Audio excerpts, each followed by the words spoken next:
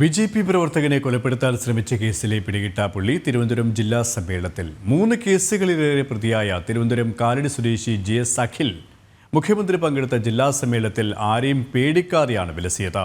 BJP Kalady area president സതീഷിനെ തലക്കടിച്ച് കൊലപ്പെടുത്താൻ ശ്രമിച്ച കേസിൽ ജാമ്യം പോലും എടുക്കാതെയാണ് JS അഖിൽ സമ്മേളനത്തിന് എത്തിയത്.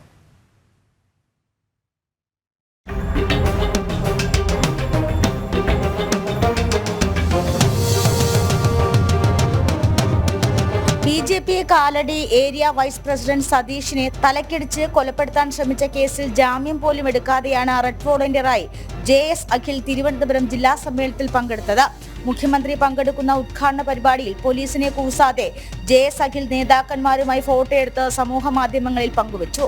സതീഷിനെ തലക്കടിച്ച് കൊലപ്പെടുത്താൻ ശ്രമിച്ച കേസിൽ JS അഖിൽ ഒളിവിലെന്നായിരുന്നു പോലീസിന്റെ ന്യായീകരണം.